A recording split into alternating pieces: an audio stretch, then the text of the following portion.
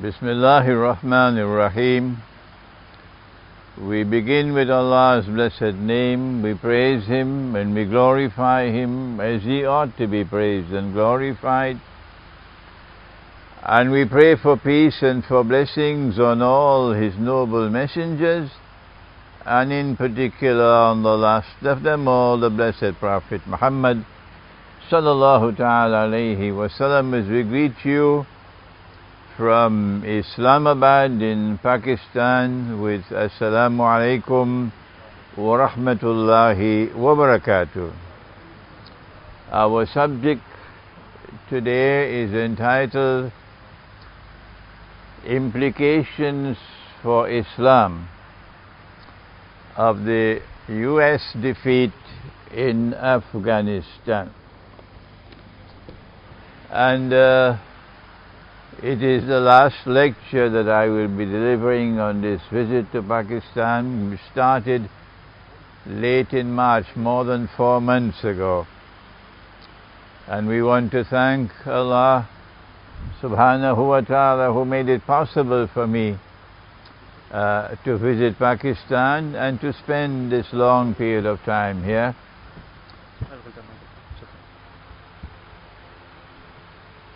And we also want to thank our team of volunteers in every city in Pakistan who have worked so hard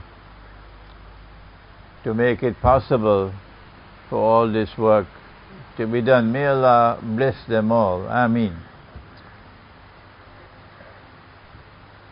The implications of the US defeat in Afghanistan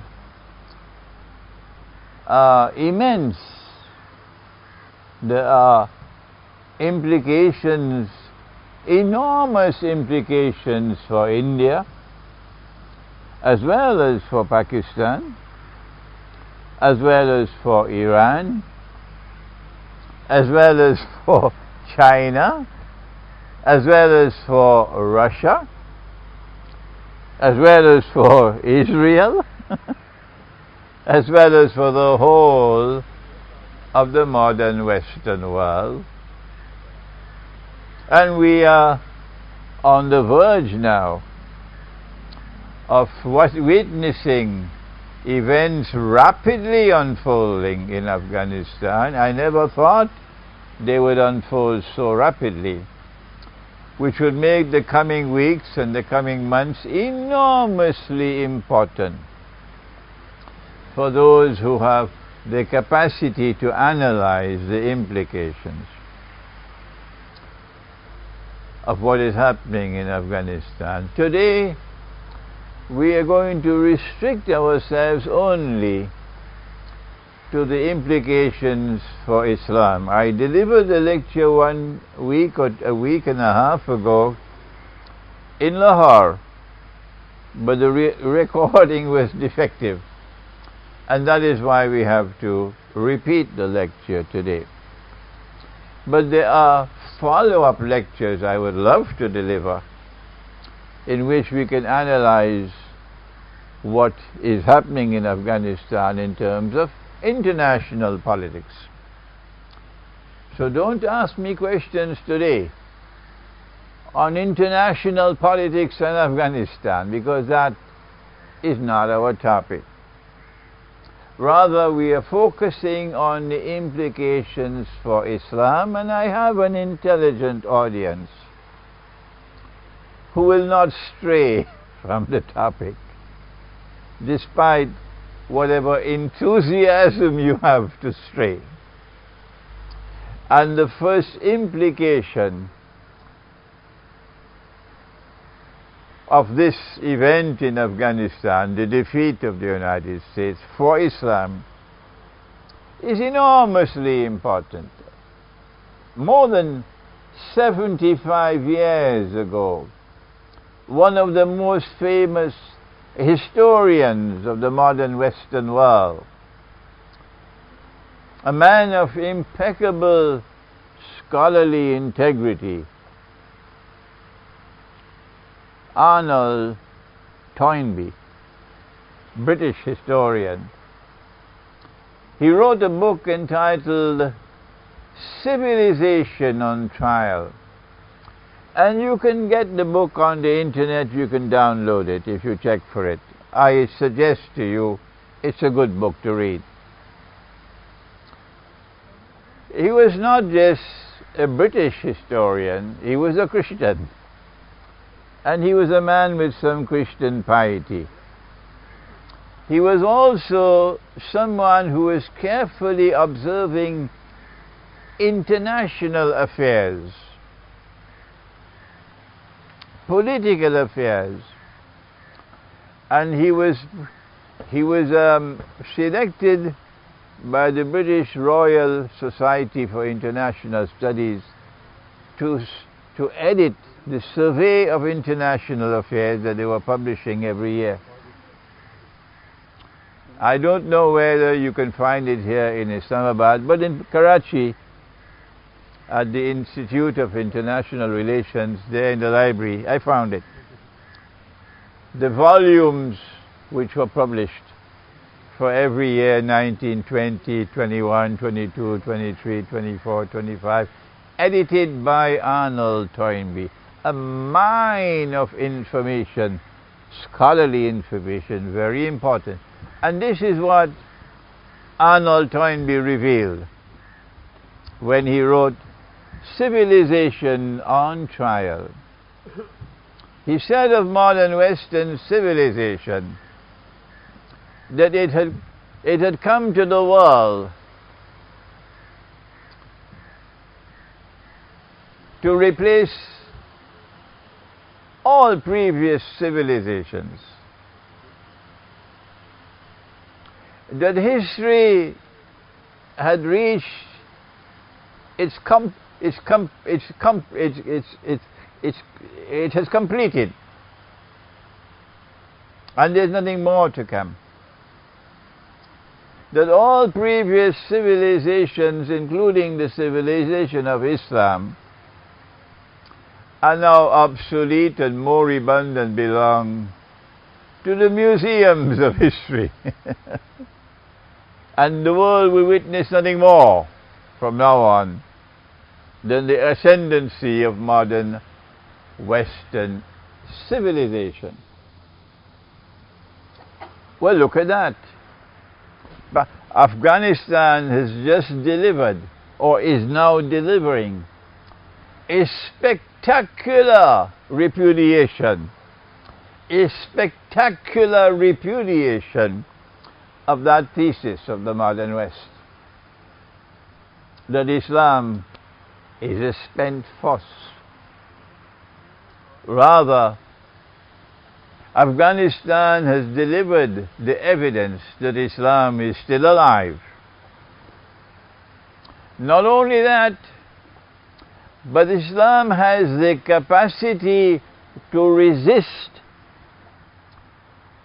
the most powerful civilization that history has ever witnessed. Because it was not just United States in Afghanistan. It was the whole of the West and all their client states, what you call in Pakistan the chamchas of the West. And so the Republic of Turkey was in Afghanistan all these years. If Pakistan needs to be reminded of that, well, I'm here to remind you of that. That Erdogan's Republic of Turkey was in Afghanistan all these years as a chamcha of the West. And the Afghan Muslim people fought the West for 20 years. And the reason why United States has to leave now is because they are scared of a public relations disaster. Because on the 11th of September, it will be 20 years since they invaded Afghanistan. And how did they do it? Yes, you know the story. And I am not afraid to tell it while others are afraid. I've never been afraid to tell it. That there are three kinds of lies. You know it. There are normal lies, and then there are great lies, and then there is 9/11.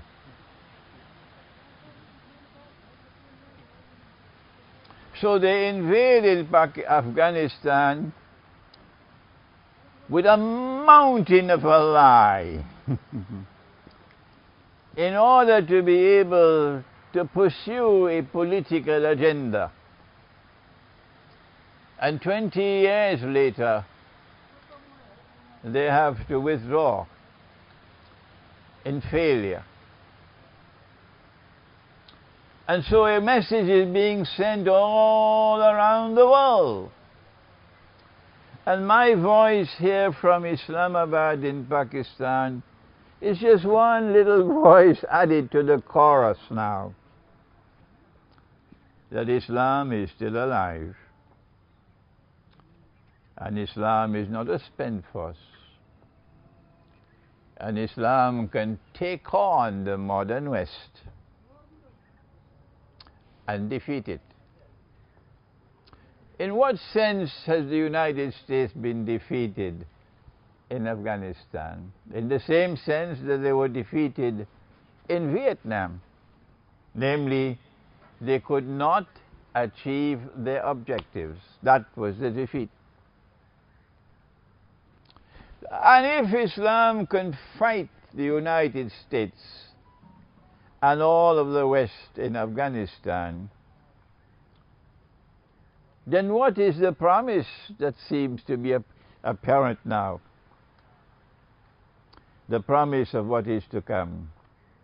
A message being sent to Venezuela, a message being sent to Bolivia, a message being sent to Chile, a message being sent to Nicaragua, a message being sent all around the world where people are being oppressed. That Islam has the promise that it can come to liberate the oppressed of the world. We also see evidence from events unfolding in Afghanistan that the modern West is in decline. Pax Americana replaced Pax Britannica. And it is Pax Americana which is now in decline. The evidence is astonishing, and it keeps on mounting. But those political analysts, including those in Pakistan, who have to sing for their supper because they want to get the articles published in Western newspapers.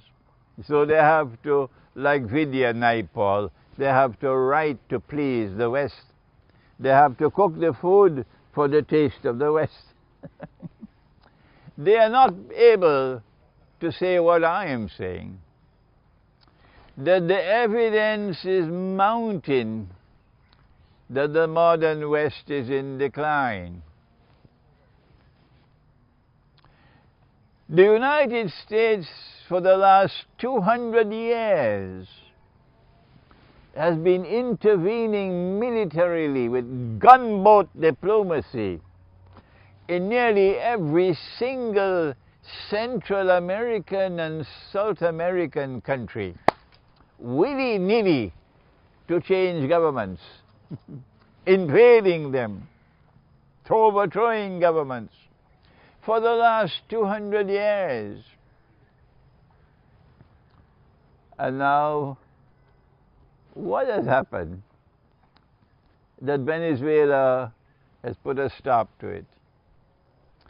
The United States has tried everything you could possibly try to overthrow the Venezuelan government.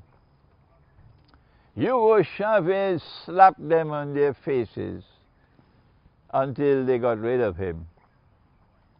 And now Maduro is still holding on.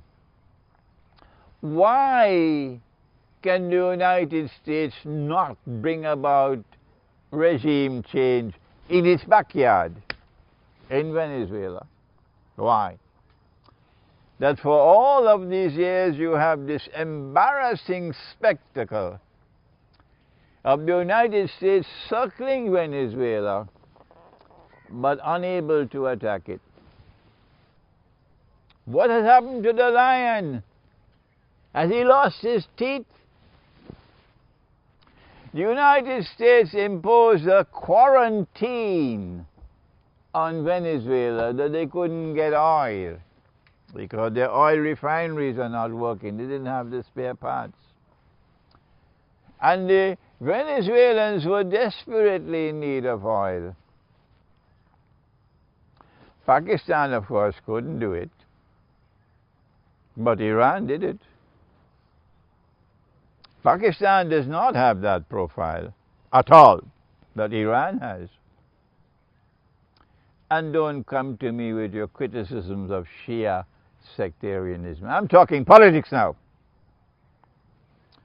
Iran had the profile.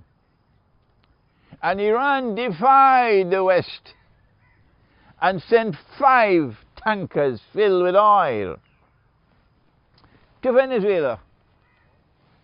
And I was sitting in Trinidad next door to Venezuela watching what's going on. And the American warships are there in the Caribbean Sea and they couldn't stop it. They couldn't stop it. The evidence is not there alone. 7 years ago, Russia reclaimed Ukraine. And when Russia reclaimed Ukraine, and because I have studied Surah Al-Kahf of the Quran, I said, it's time for Imran to celebrate. Because I have studied Surah Al-Kahf of the Quran. And for 7 years, the West has not been able to reverse what happened in Ukraine. They're no closer today than they were 7 years ago. Crimea, my mistake, Crimea.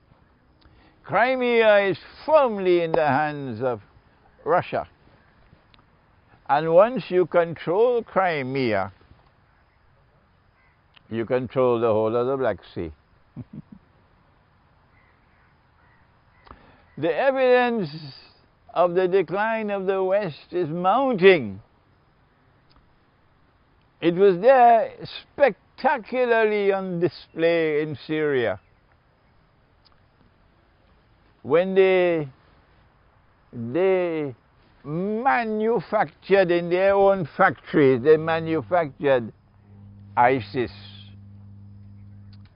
a CIA creation, a factory owned by the CIA created this ISIS. And they provided all the weapons, state-of-the-art weapons, through Saudi Arabia, of course, their chamcha, and Turkey, of course, their chamcha. And also you have Qatar and others along the line. And they provided them with all the US dollars they needed. And I call them Dajjal's warriors.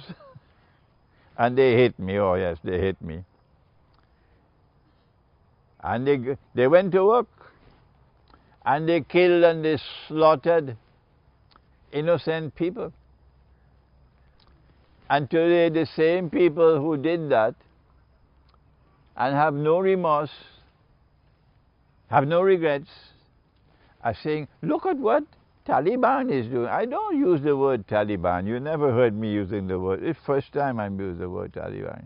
Look at how they're behaving in Afghanistan. And they've made havoc in Syria. And millions had to leave Syria as refugees.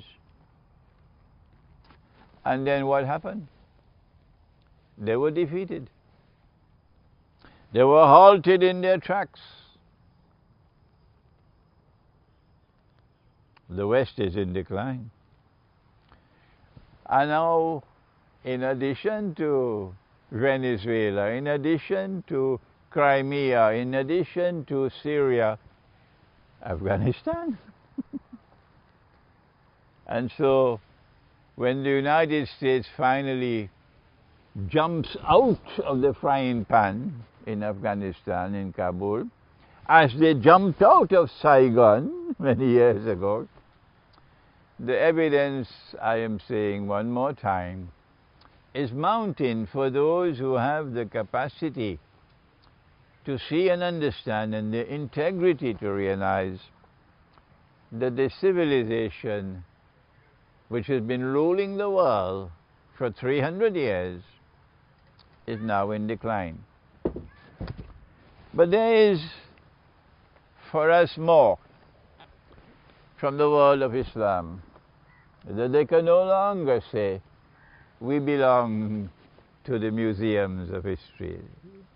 There's more for us. And that is our Prophet, Allah's blessings be upon him, and they know the prophecy. He said that an army will come out of Khorasan with black flags. And no one will be able to stop that army until it reaches Jerusalem, indicating that it is not a Russian army that will liberate Jerusalem. Rather, it will be a Muslim army that will liberate Jerusalem. The late Dr. Israr Ahmad, rahimahullah, may Allah have mercy on his soul, did excellent work in defining for us ancient Khorasan, and I have benefited from his research.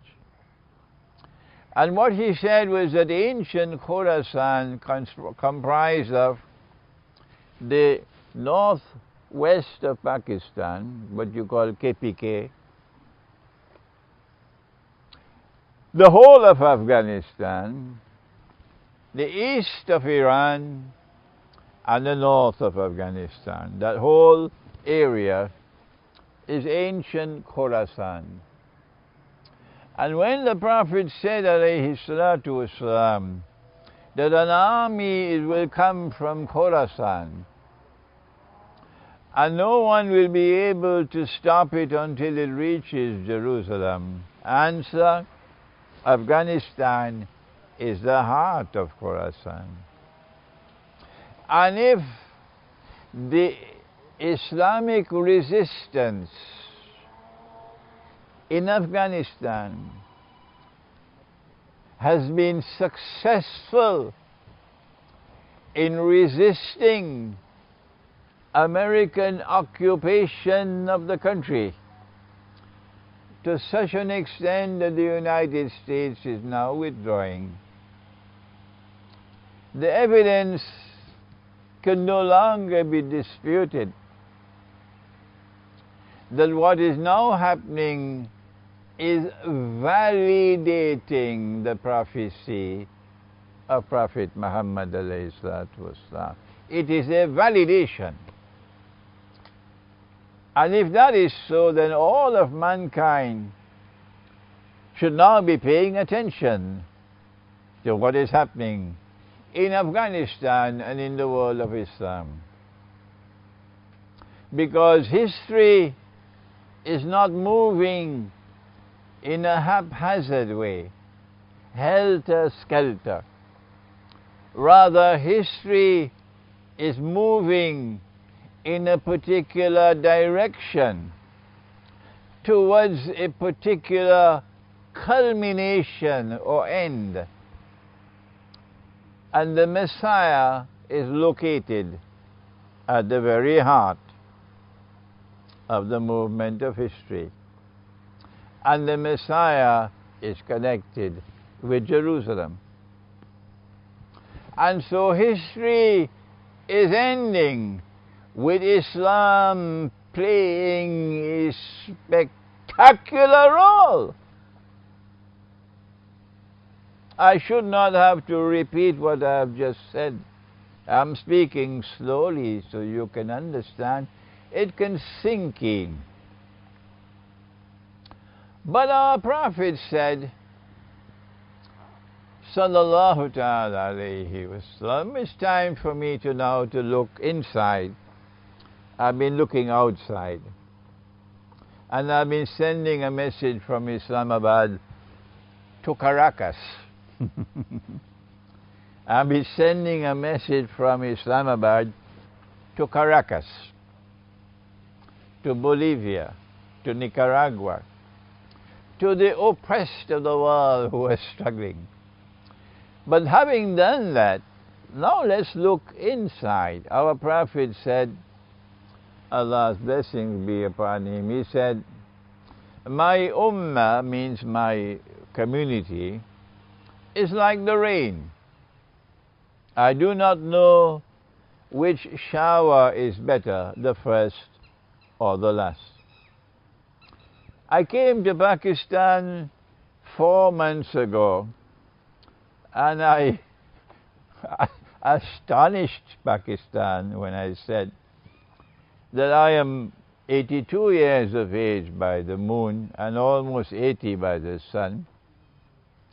I have been superbly educated, mashallah, and I have traveled extensively in the world, and I have written a large number of books which have been received with respect on Islamic eschatology.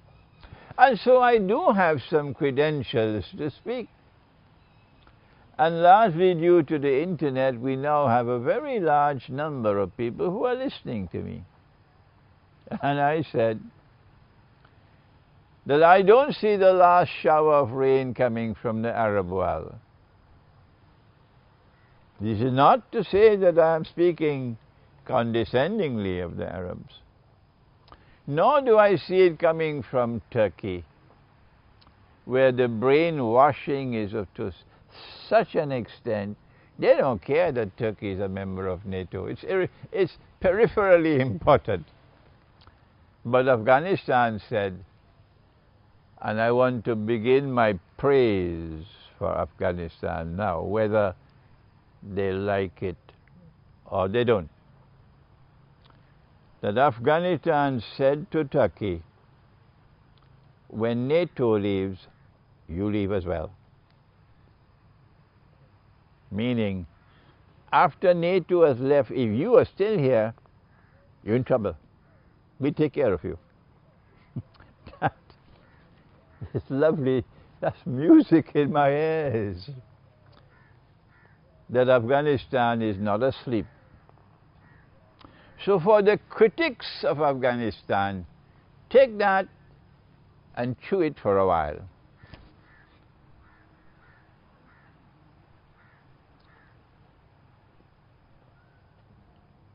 The brainwashing of the Turkish people, and I'm enormously unpopular in Turkey, oh sure, enormously unpopular. The brainwashing of the Turkish people is so great that they still cannot recognize that Allah has spoken in the Quran concerning the church and the synagogue and the cathedral and the masjid, that you have a duty to fight to protect it. So how can you take it and convert it to a masjid, a cathedral? The Quran is our guidance, not events taking place in Spain Don't come with that nonsense. When the Quran is here as our guide, why are you running from the Quran? Don't you have any respect? But the Turkish people are still supporting Erdogan, who took Hagia Sophia and converted it to a masjid for the second time, shamefully, disgracefully, sinfully. But look at the Pakistani people. I came here 4 months ago. I told them this is wrong. The Quran prohibits this. And when we conquer Constantinople, as prophesied by the Prophet Muhammad ﷺ, we are going to return Hagia Sophia to the Orthodox Christian world. And when we do that, then the prophecy in the Quran will be fulfilled, which is in Surah Al-Ma'idah, that the Christian people will come closest in love and affection for us Muslims. And guess what? Nobody in Pakistan differed with me. If there are people in Pakistan who differ with me, they prefer to stay away from me. So then where will the last shower come from? I don't see it coming from Africa or from Southeast Asia. I have said over and over again these last 4 months, this is my opinion. I can be wrong, I make mistakes. But my opinion is that the last shower of scholarly rain will come from Pakistan. But it will not come from the Darul Uloom. And Afghanistan has the same Darul Uloom as Pakistan. No difference. No difference. The last shower of scholarly rain will come from the scholarly profile of Dr. Iqbal. Despite mistakes that he made. But I also make mistakes. And the last shower of scholarly rain will come from his student, his most distinguished student of Iqbal, the one who responded to Iqbal's call for a reconstruction of religious thought in Islam, and the one who wrote the 2-volume book which is available at the back, The Quranic Foundations and Structure of Muslim Society. In response to Iqbal, my teacher of blessed memory, Maulana Dr. Muhammad Fazlur Rahman Ansari, rahimahullah. This is the last shower of scholarly rain. But now, today, we have to agree, we have to accept that the last shower of military rain is coming from Afghanistan and from Khorasan. Whether the Afghan people are able to maintain unity in their ranks or not, because Shaitan is always at work to try to bring rivalry and different warlords and disunity and fighting and civil war. We don't know what's going to happen in the future. But so far, the evidence is that they have given a spectacular demonstration that they are the last shower of military rain in this ummah. Having said that, we now have to turn to other matters which are not so agreeable. I said in my lecture in Lahore a week and a half ago, I don't know how long it'll take before Kabul falls. But now it appears as though Kabul is not going to last for maybe another month. And when Kabul falls, when this present Yankee government, that's what they deserve to be called, Yankee government in Afghanistan, perishes, and the Islamic Emirate is restored, what are the implications? I now want to tell you this story, and many of those listening to this lecture in different parts of the world are going to be astonished when they hear this.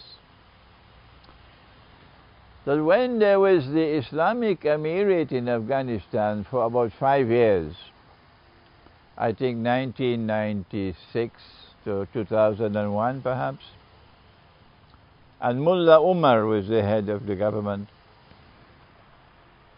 I was based in New York, and Islam and international relations was my subject. I had been studying. I knew the thought of our foremost scholars on the subject. I had read the works of modern scholars like Dr. Muhammad Hamidullah of Hyderabad, Deccan, the Osmania University, and his famous book, The Muslim Conduct of State. I had read the works of Abdul Hamid Abu Sulaiman, who was a Saudi scholar from Saudi Arabia, who did his PhD in Islam and international relations. And I had his PhD thesis, and I studied it. I read the works of Majid Khadouri in Johns Hopkins University, who translated the Islamic Law of Nations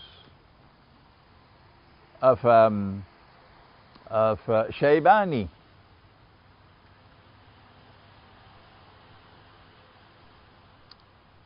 And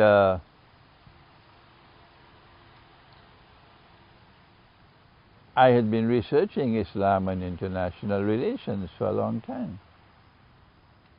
And so when the Islamic Emirate appeared on the scene in the mid-90s, I responded to it from New York.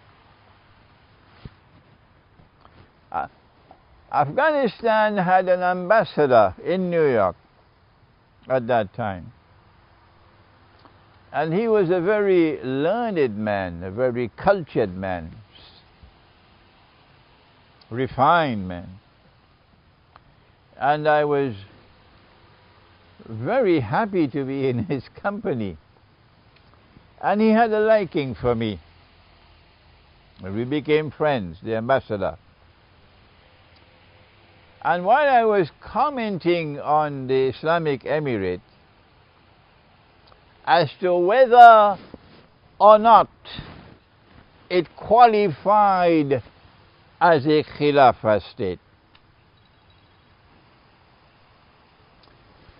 the ambassador was sending, in those days we didn't have the internet, we didn't have YouTube, we didn't have video, so we had cassettes, audio cassettes. So the ambassador was sending audio cassettes to Kabul.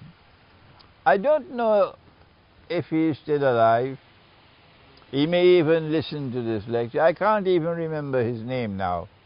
But what I do remember, Abdul Hakim Mujahid, mashallah, mashallah. What I do remember was that this was an educated man. Oh yes, and a cultured man. It was a joy to be in his company. This is the kind of man that Afghanistan chose to be the ambassador. So he was sending the cassettes of my lectures to Kabul, to the government. There were very few of us who were specializing on Islam and international affairs, very few. And then he reported to me that Kabul was not in agreement with you, Maulana. Kabul, the ulama of the government in Kabul differed with you. And he pointed two areas. When this lecture is on the internet, they listen to it in Kabul. He said, Kabul differed with you when you declared that Kabul should not be seeking to get UN recognition of the Kabul government as the legitimate government of Afghanistan, entitled to sit in the seat of Afghanistan in the United Nations. I said, that's wrong. They said, no, that's right. And so they persisted in their effort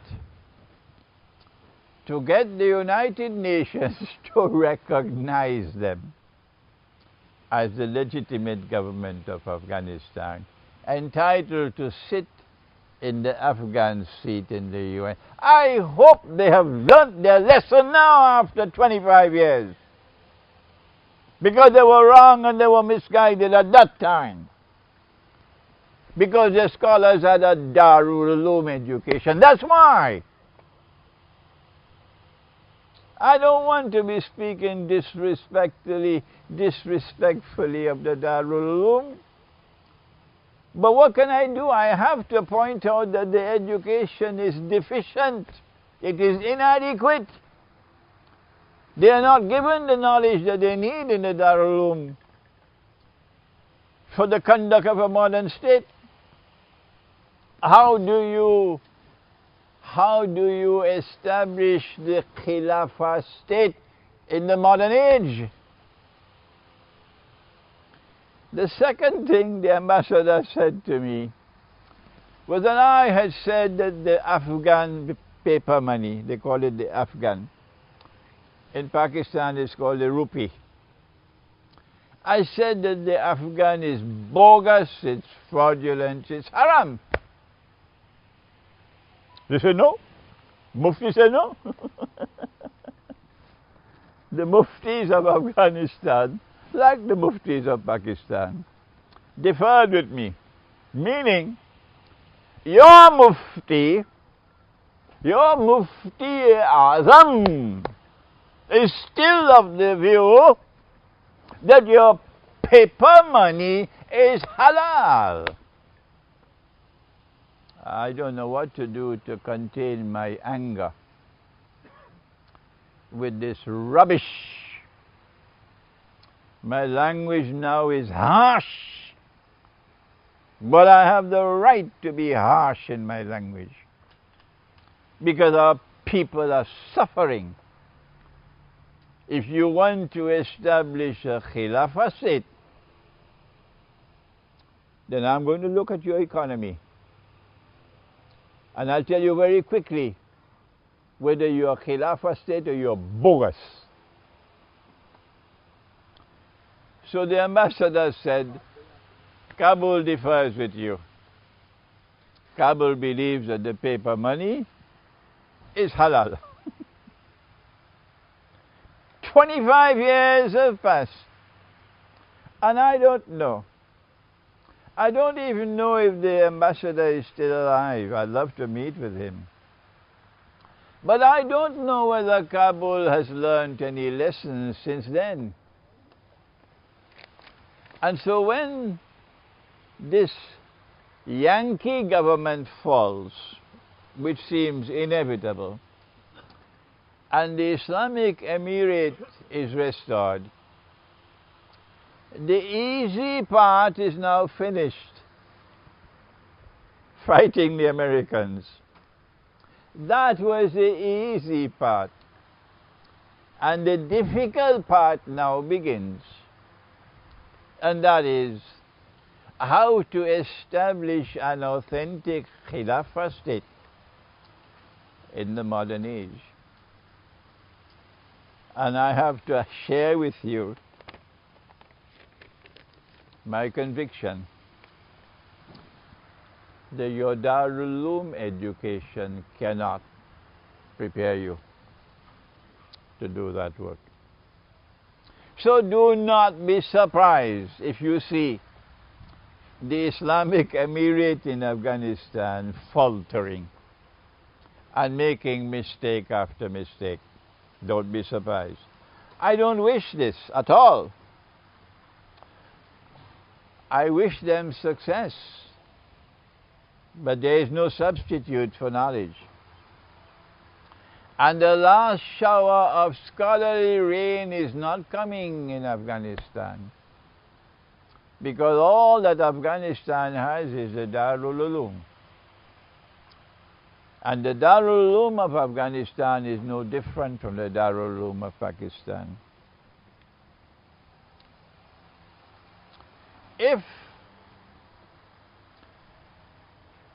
a Khilafah state is to be restored in Afghanistan, how do you proceed? I will use a brief time on this subject, because this requires hours and hours of lecturing. The first thing about the Khilafah state, it will be disgraceful if you declare yourself an Islamic Emirate and then Afghan is fighting against Afghan.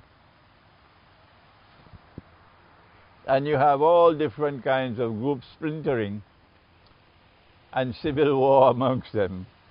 You are fighting the Americans, now you're fighting your own brothers. So if this is what is going to come after Kabul falls, this can't be a Khilafah state. Because the Khilafah state has an Amir, and it has a sam'u wa ta'atu, discipline. A united community led by an Amir, and a disciplined community, not anarchy and chaos and fighting with each other and disunity in your ranks. Number two, it would not take long for us to determine a Khilafah state is a state which functions in accordance with what the Quran has ordained. What is the definition of a Khilafah state in the Quran? Does Afghanistan even know? Pakistan does not know, I know that. But does Afghanistan even know what is a Khilafah state? What is the definition of the Khilafah state in the Quran? This lecture is meant to help them in Kabul. Allah spoke, subhanahu wa ta'ala, to the angels, and He said, بعد أعوذ بالله من الشيطان الرجيم إني جاعل في الأرض خليفة. I'm going to place on earth one who will be Khalifa. Bismillah.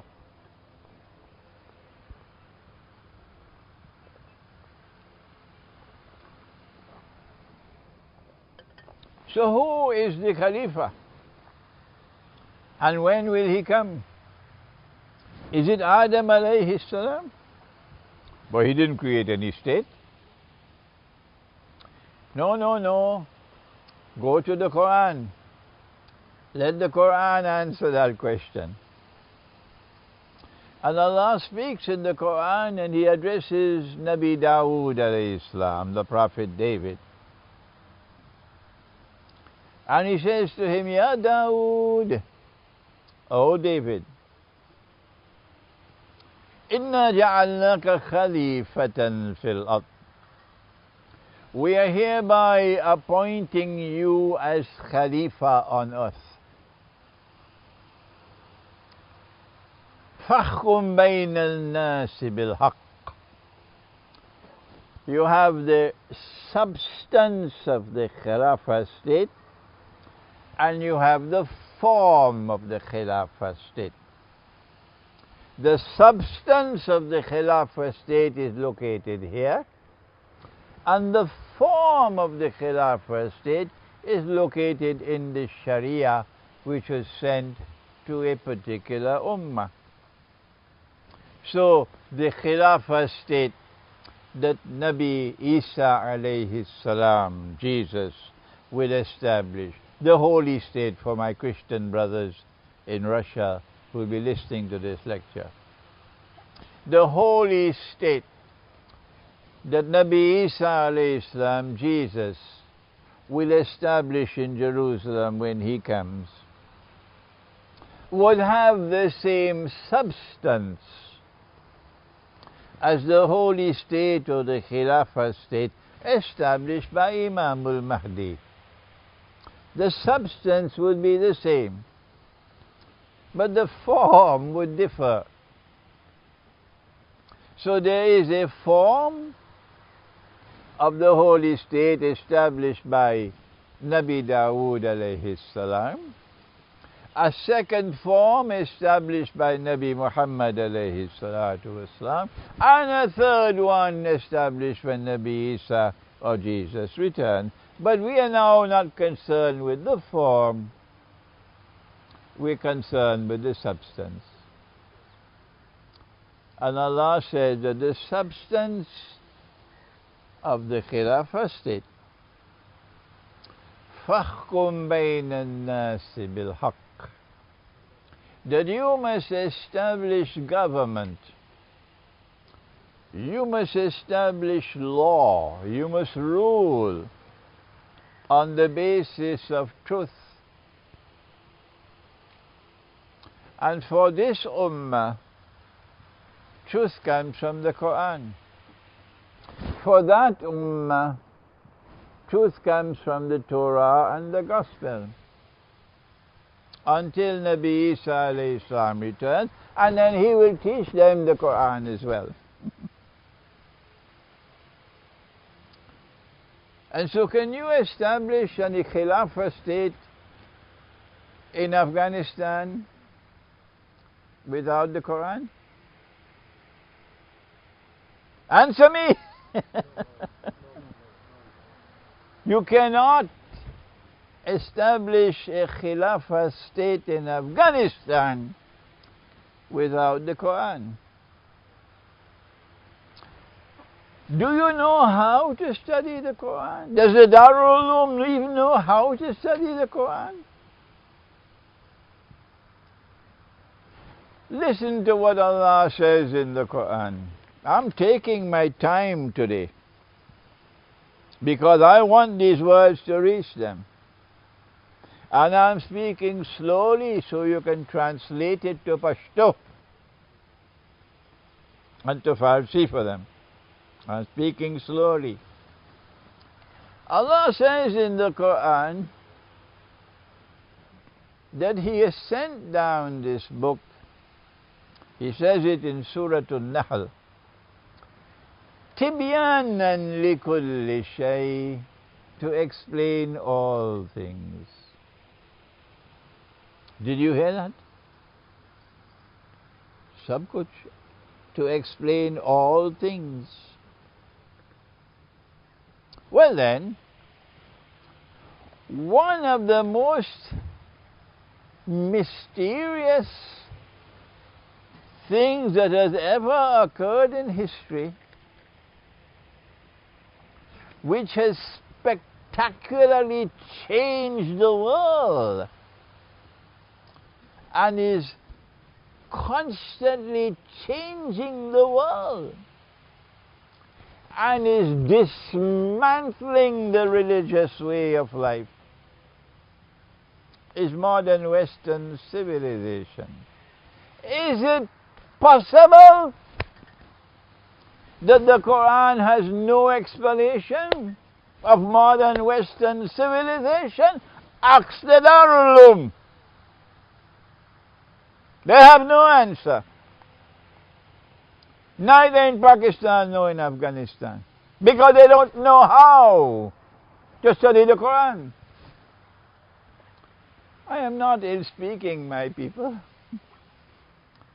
I'm not beating the Islamic resistance in Afghanistan. No, no, no. I'm just sharing with you the plain truth. The plain truth is that you do not have the knowledge of the Quran with which to be able to establish the Khilafah state in an age when modern Western civilization dominates the world. Because your Darul Uloom does not have the knowledge. But it's worse than that. It's worse than that. They know me. Of course they know me. I sat with the ambassador. He invited me, Abdul Hakim Mujahid, Dr. Abdul Hakim Mujahid. He invited me to his home for lunch. Kabuli palau. It was brown in color. And we sat down and we ate, Kabuli, ambassador and myself. When we were finished eating, he said, Sheikh Imran, I have good news for you. I said, what is it? He says, Kabul is ready to meet with you, meaning the government. They are ready to meet with you now. And there is a conference in Lahore that you will be attending. And they have decided that they will send a delegation to Lahore to meet with you. That was good news. But 2 days later, 9/11 took place. 2 days later, 9/11 took place. And I never saw the ambassador again. And for all these 20 years, I've never had any contact with Kabul. Never. But they know me because they were ready to meet with me. And for 25 years now, I have been explaining and teaching the Quran as it explains the world today. This is Islamic eschatology. And for 25 years, the Darul Ulooms have all shut their doors on me. In Britain, they closed the doors of the masjid as well on me.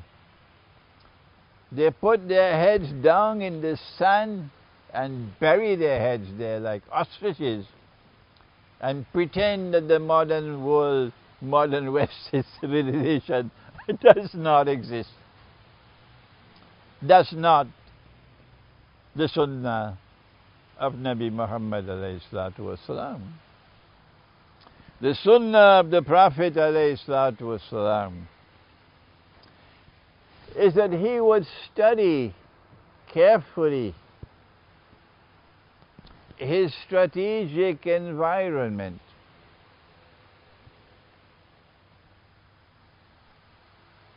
And having studied his strategic environment, and for today, for Kabul, at the top of the list of the strategic environment, is the world which has come into being through modern Western civilization, with the United Nations Organization, with the International Monetary Fund, and with the virus and the vaccine.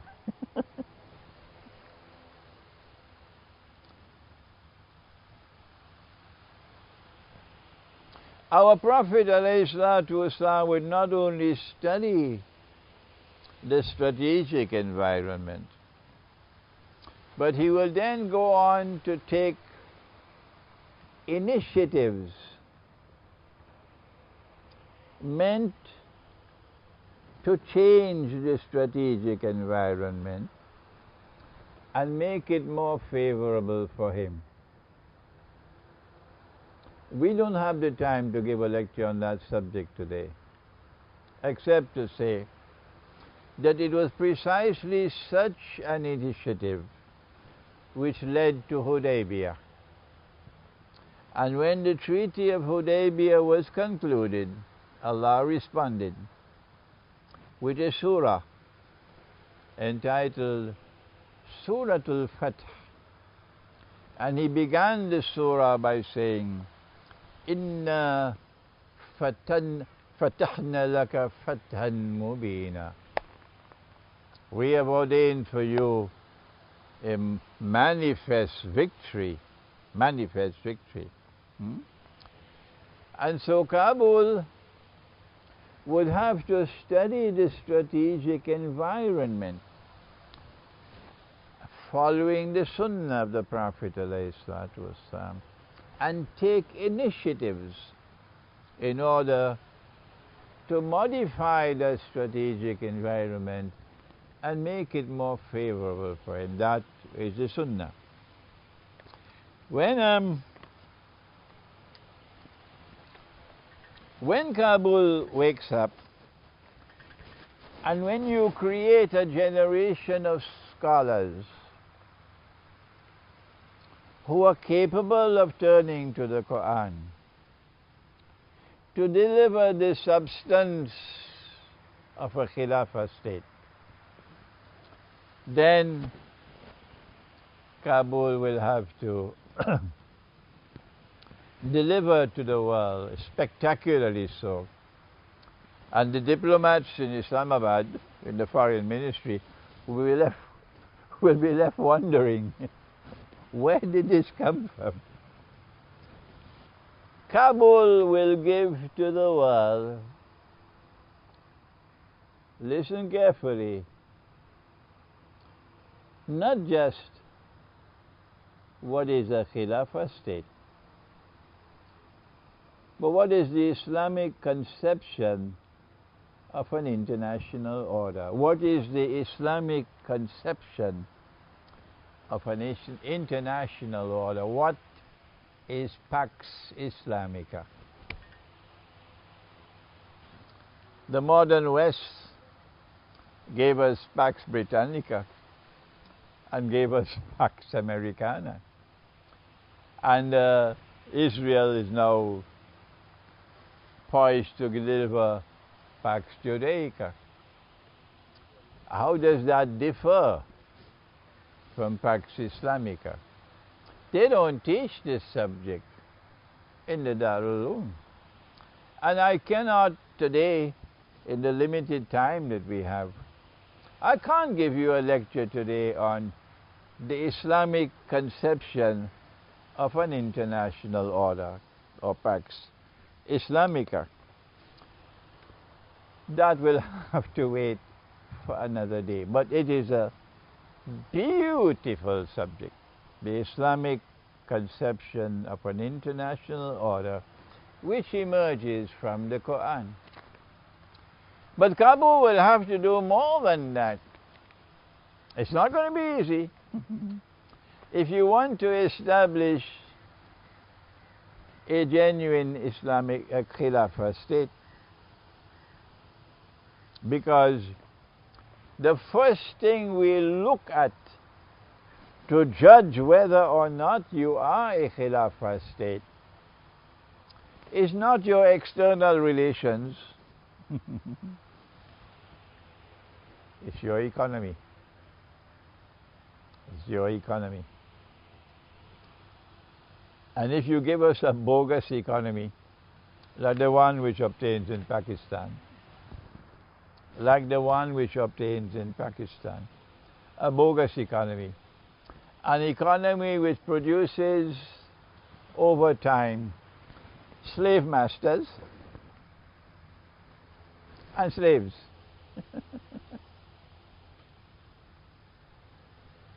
An economy which produces slave masters and slaves.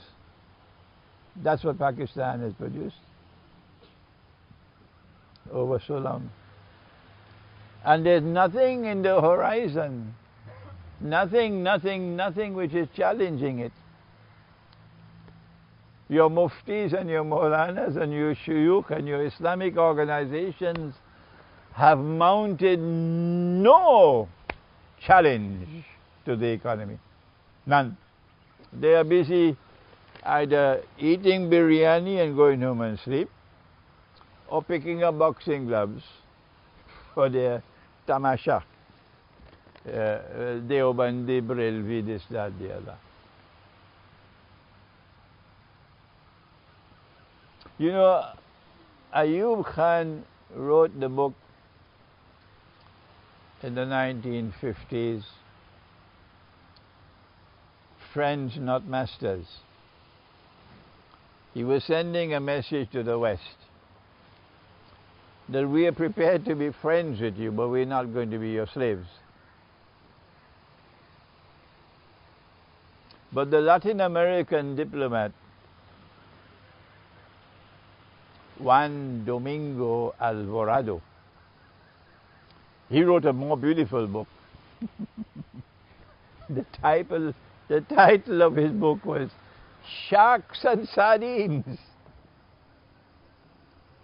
And that's what we have today in the economy, sharks and sardines. The sardines are those who have to leave their wives and their children in the village, because if they're in the village, they can only earn about 12,000 a month. But village can't pay anything better than that. And they have to leave the village and come to Islamabad.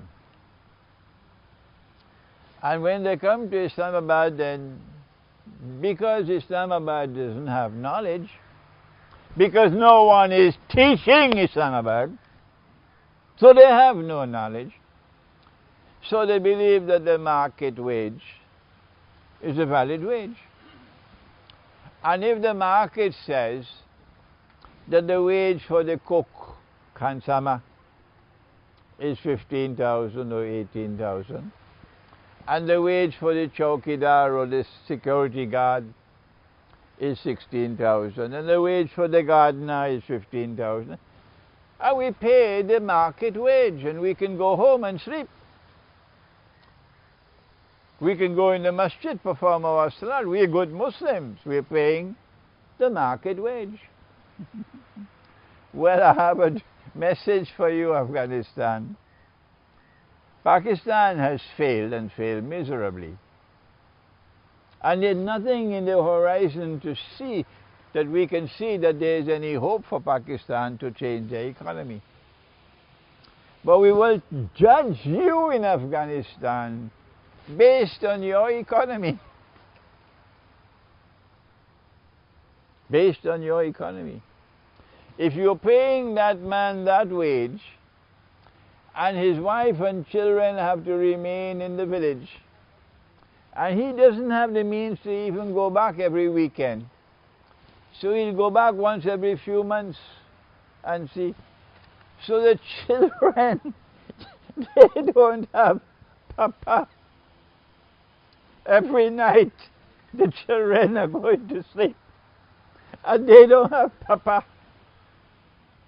But your children have papa. You're paying him the wage of a slave, because you will not put your son to work for that wage. But that's the wage of a slave. But they don't know it, they're innocent. Nobody taught them the subject. So Afghanistan, you're going to have to teach Pakistan. That's what our message I'm sending to you. You have to tell Pakistan, our Prophet said, he said, give the slave to eat the food that you eat, and give your slave to wear the clothes that you wear.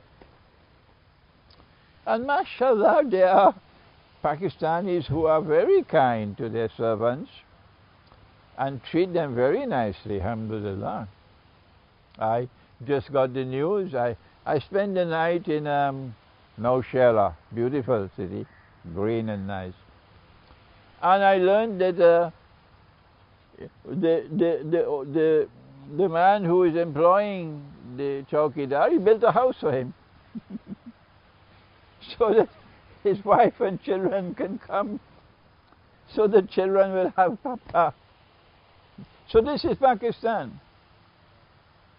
But what do?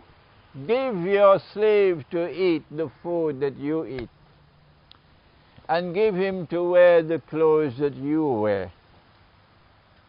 Answer: until such time as you can eliminate riba from the economy, you can't be called a Khilafah state. So we'll judge Kabul, we'll judge Afghanistan based on the economy. Until such time as you can eliminate riba from the economy, and then the market wage will be a just wage. That with this wage, this man is able to maintain his family. He can bring his wife and children from the village, he can get a home, he can spend enough to be able to maintain them. Until such time, what do? Answer: if you have to employ servants, then you have to make them part of your family. You cannot negotiate a wage with them. No. You have to find out what are his needs. How can I get him to bring his wife and his children so the children can have papa? How can I provide a place for them to live? They must have enough food to eat. They must have clothes to wear. If this man is going to work for me full time, then I have to ensure that his family is taken care of. But not, this is for Pakistan, but for Afghanistan, it is not possible to restore the economy that the Khilafah state requires if you continue to have this bogus monetary system. So what they could not do 25 years ago, may Allah open a door that they'll now be able to see the light and bring dinar and dirham as legal tender in Afghanistan. Nobody in Pakistan is calling for that. No mufti is saying that this paper money is haram, none. Secondly, not only do you have to bring dinar and dirham back as legal tender, but you have to ensure that you are not a member state of the IMF, because the IMF prohibits the use of gold as money. And forget it about being a member of the United Nations. If Afghanistan establishes that profile, Pakistan, you're in trouble. Oh, yes. Secondly, you cannot have a banking system in Afghanistan with money being lent on interest through the commercial banks to the front door, and then money being lent on interest to the Islamic banks to the back door.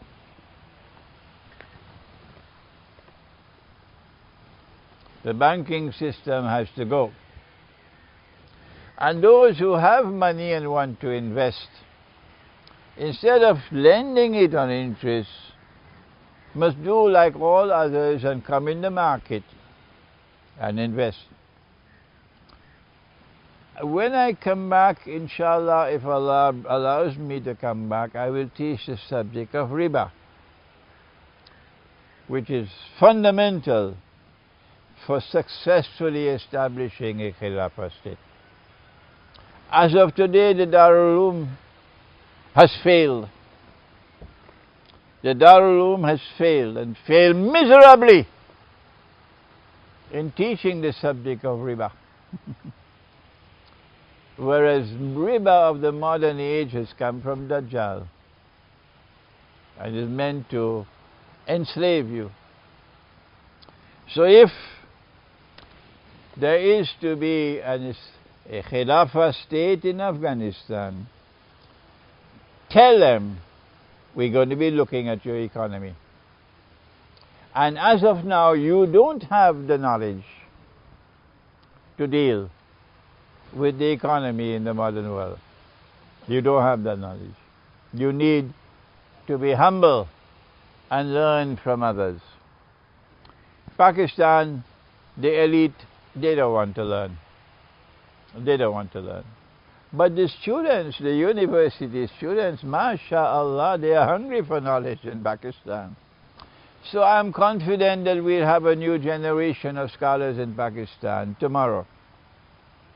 But the same thing can happen in Afghanistan. I met with a very senior government official. He came to see me in Peshawar. And he agreed with me that the Darul Uloom was not doing the job it's supposed to be doing. And he said to me, I want to establish an institution of Islamic studies here in Peshawar. We shall bring the correct Islam from the Quran and will be taught all over KPK and that Afghanistan can benefit. I said, if you want to do that, I'm here to help you. I'm here to help you with that. And in that effort of teaching, the economy occupies the most important position. We now move on. The world will be watching Afghanistan now. 25 years ago, we didn't have the internet. We didn't have YouTube. We didn't have Google. We didn't have something called Twitter. I don't know what it is. Khane ka cheez ya peene ka cheez, I don't know. I don't know about them, but I heard about them. But today, 25 years later, you are on the stage of the world. Everything that is going to happen in Afghanistan is going to be recorded on these phones. And they'll be sent out.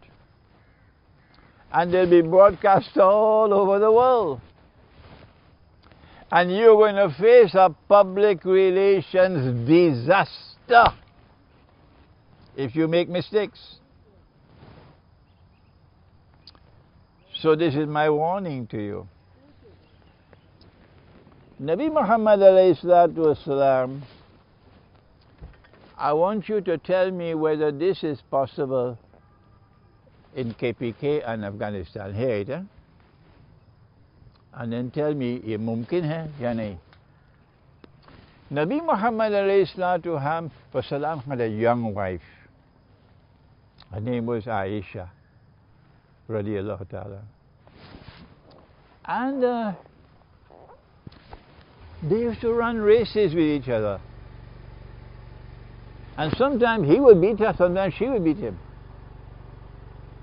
So I asked, where did they run the races? Inside the bedroom? Nabi Muhammad alayhi salatu wasalam had a young wife whose name was Aisha radiyallahu ta'ala anha. And husband and wife used to run races. And sometimes he would beat her. He's in good shape, huh? He could beat her. And sometimes she would beat him. So, did they run the races inside the bedroom? Huh? But no, they were running the races outside. Can you do that today in KPK?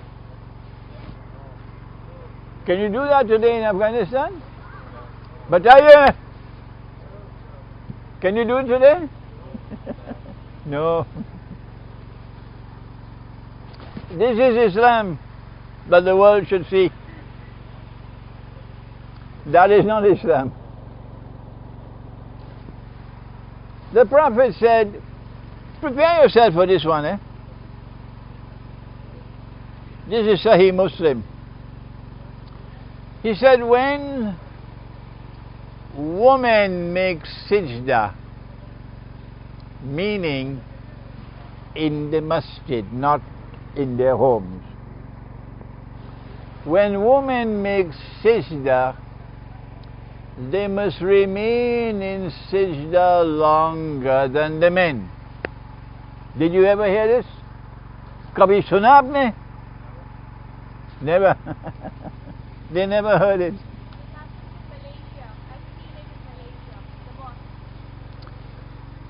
They must remain in sajda longer than the men. Why? Because some of the men might not have enough cloth to cover themselves properly. And if a woman were to raise her head too quickly, it would be an unwelcome sight. So what? Were they naked? What kind of clothes did the men wear? And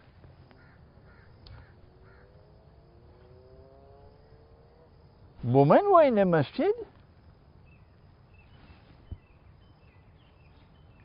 Did the Prophet ﷺ allow women to pray in the masjid? I can't hear you. I don't. You had dinner already, no? Did Nabi Muhammad alayhi salatu wasalam, did he allow women to pray in the masjid, yes or no? Yes. This is Islam. This is Islam, where women had rights to pray in the masjid. Do women come to the masjid for Salatul Jummah in Pakistan? No. I lived in Malaysia for many years as well. I never saw a woman in the masjid in Malaysia. No. So this is going to be Islam on display. Is this a valid Khilafah state or is it a bogus Khilafah state?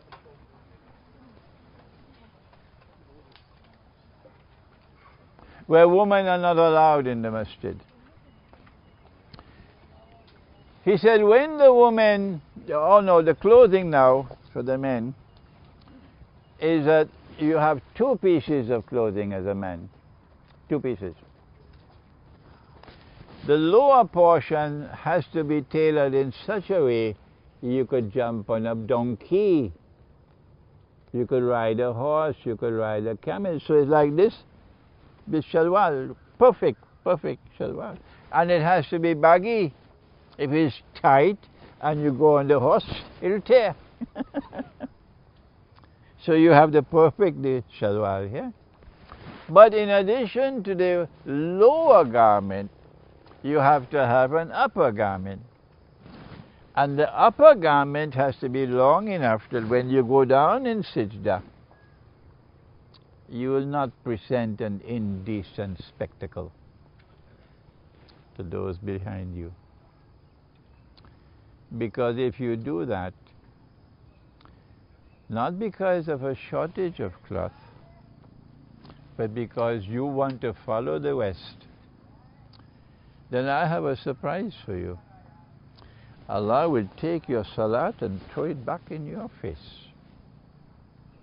If you perform salat with clothing, that when you go down in sajda, you present an indecent spectacle. So now then, he said, when the men come to the masjid, the best row for the men is the first. And the most dangerous is the last. Is it because of scorpions? What is there making it dangerous? And the best row for the woman is the last. And the most dangerous is the first. Is it because of scorpions? No. Huh? No. You know the answer. As the row of the men at the front fills up, and the row of the women from the back fills up, the two will come close to each other. Thank Allah that He did not put the woman in the front and men in the back, because no man will be able to concentrate on his salat. None. That's elementary common sense, okay? So thank Allah He put the woman in the back, so the men are in front, so the men could concentrate on Allah. But then, did they have a shortage of cloth that they couldn't put a parda? Or they could put palm leaves and make a barrier? No, no, no. The masjid was arranged in this way by Allah Himself. He informed the Prophet that men and women in Islam prayed in the same space. Men and women prayed in Islam in the same space, with no barrier in between, no parda in between. That is why the last row was dangerous for the men and the first row for the women was dangerous. Huh? Particularly when you're young. Even when you're old it's difficult, but when you're young, the hormones are raging, you see? And so, this is Islam. Do you know anywhere in the world today where men and women pray together in the same space? Have you ever seen it? Huh? Have you ever seen it anywhere? Well, wait. When Imam al-Mahdi comes and the Khilafah state is restored, whether you like it or you don't, men and women will pray the way they prayed in Medina. This is Islam. Can this ever come to Afghanistan?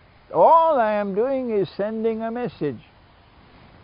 I don't know whether it will reach them or not.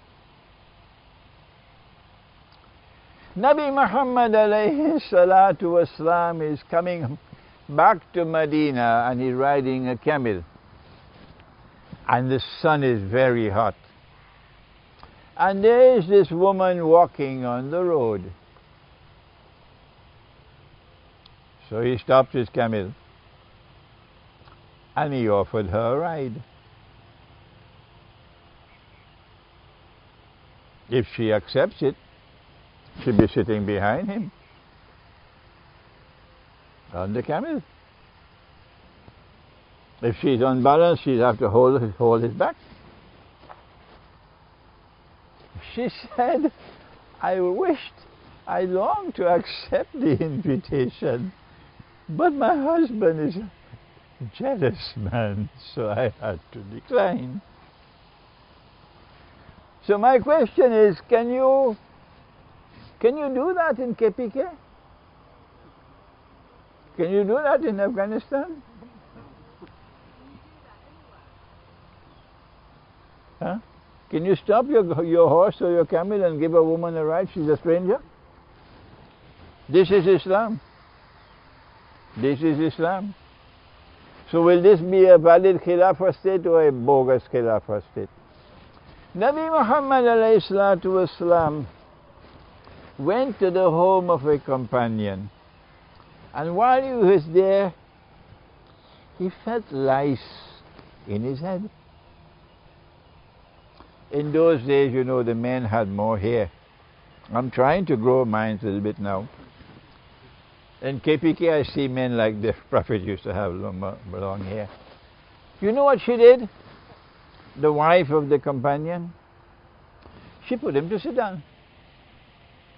And in the presence of her husband, she went with her fingers searching in his hair to take out the lice. Can you do this in KPK?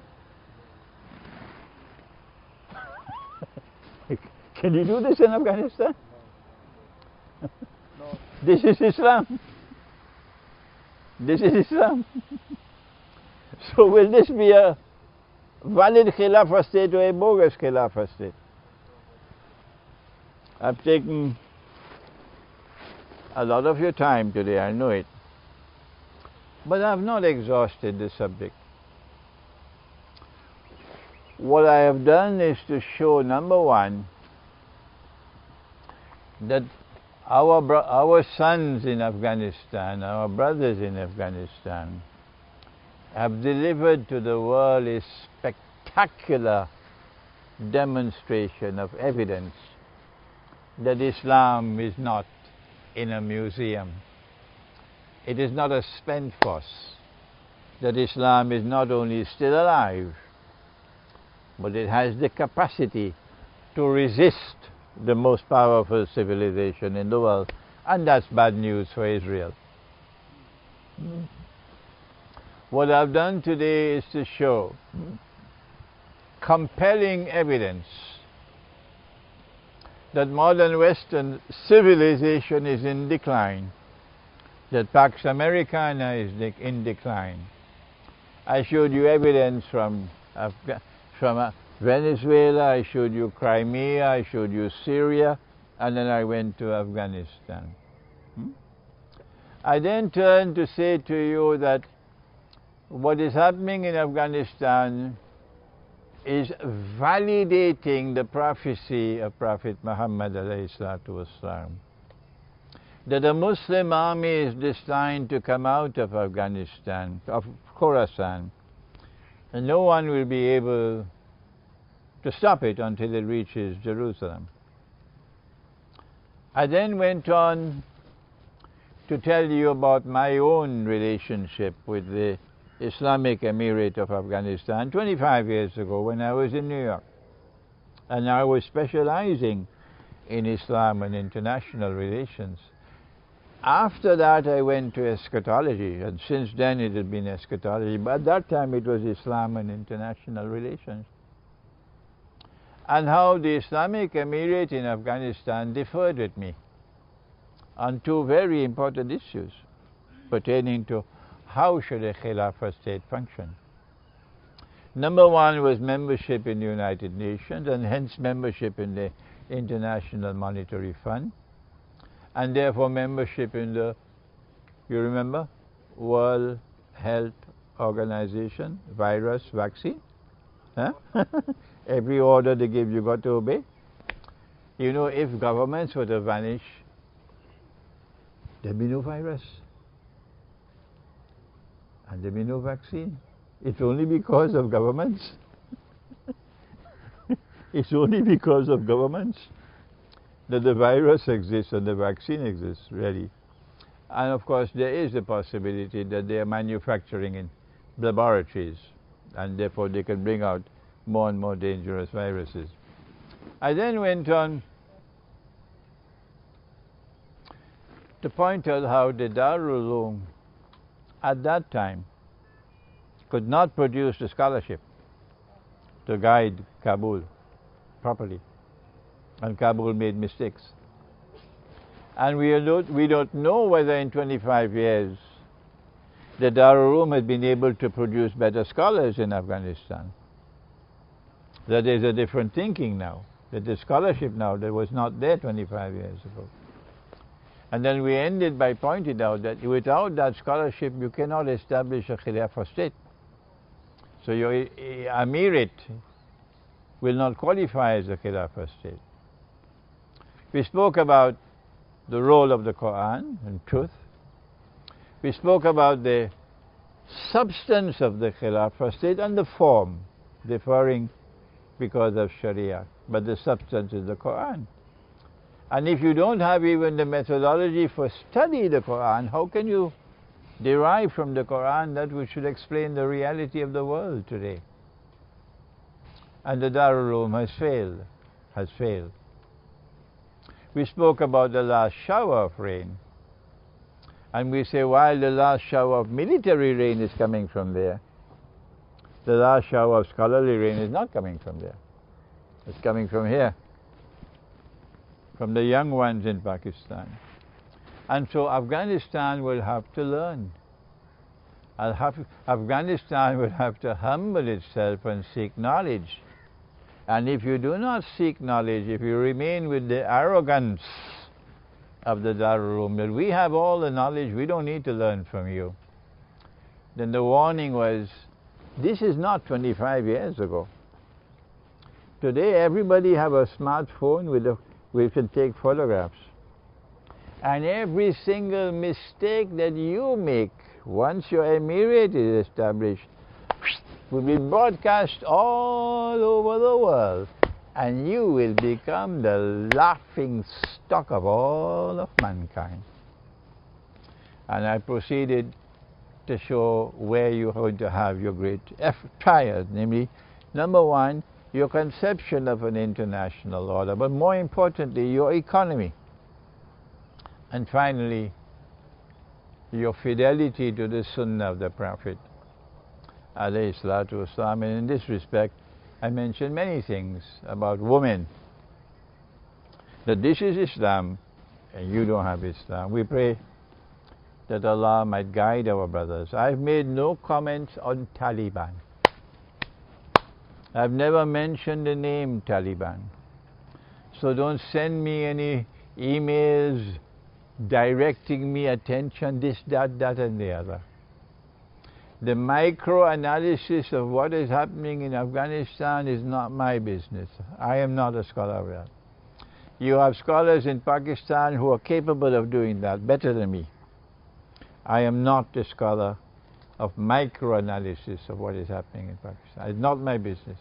I'm dealing with macro-analysis, and I'm speaking only in the context of Islam. May Allah grant that Afghanistan may get the knowledge with which to be able to restore a Khilafah state. Ameen ya Rabbal Alameen. ربنا تقبل منا إنك أنت السميع العليم وتب علينا يا مولانا إنك أنت التواب الرحيم برحمتك يا أرحم الراحمين. آمين.